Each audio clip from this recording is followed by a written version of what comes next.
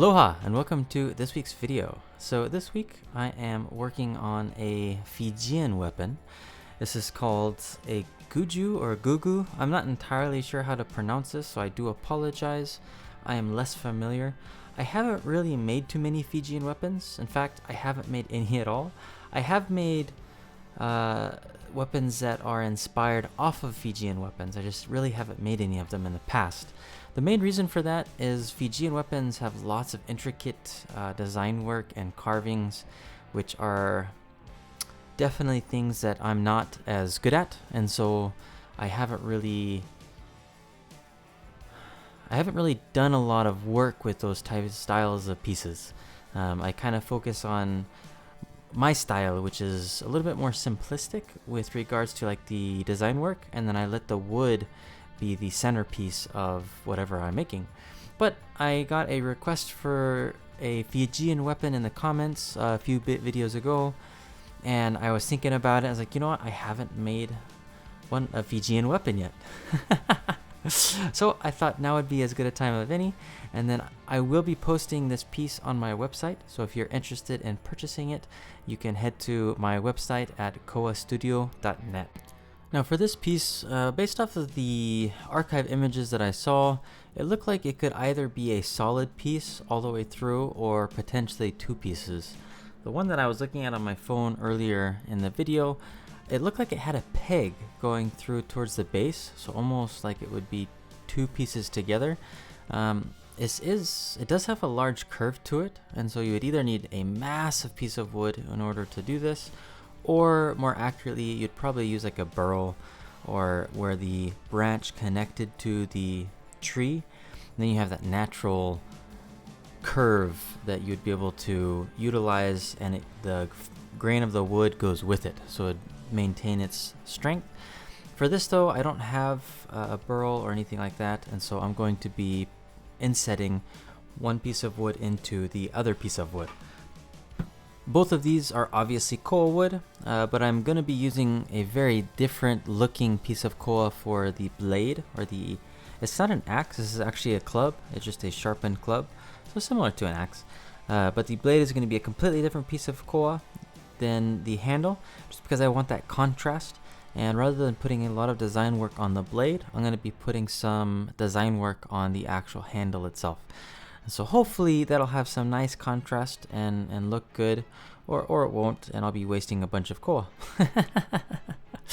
So the first step here is just going to be cutting in the groove that the blade is going to sit into.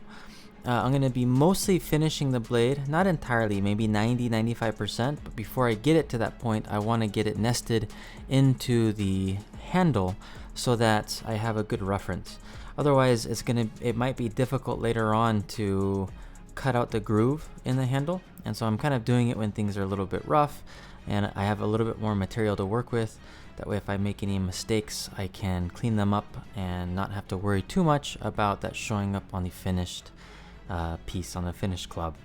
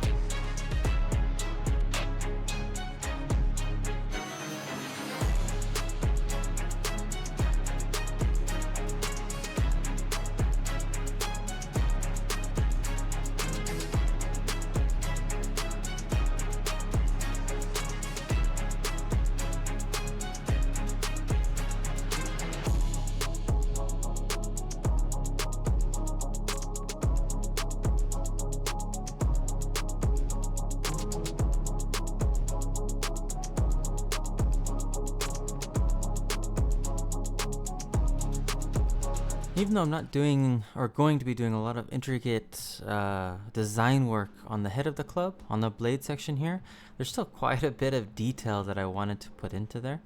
And so there's a lot of little fine work that I'm adding to it. I am being a little bit cautious. I still want it to have almost like a rough look, so it's going to have good clean edges, but at the same time I'm going to sand probably the blade to 320 just because it's a beautiful grain of curly coal wood. But then the handle I'll probably only sand to about 220. So 320 on the head, 220 on the handle. And the purpose for that is I want the handle to have a little bit of a rougher look. But just because the coal on this blade here is so gorgeous. And you can even see it here. I haven't even oiled it yet. And it's already showing that beautiful look. And so I'm loving the way that that is coming together. The next step, once I get that done, well, I'm not done yet with the head, about 95% done, as I mentioned before. I'm going to go ahead and drill in the pegs so that I'll have that ready to be slotted, but I'm not going to slot it just yet. I'm actually going to finish doing probably 95% of the body work before I glue everything together. And the reason for that is just because it's going to be a lot easier to manipulate if I wait to glue it. And you can see that here. I'm moving things around, flipping it over, just the general shaping process. It's just going to be a lot easier to do all this without that blade being in the way. And so I'm going to finish the handle pretty much mostly complete, maybe 90-95% minus a final sand before I go to oil and finish up the piece.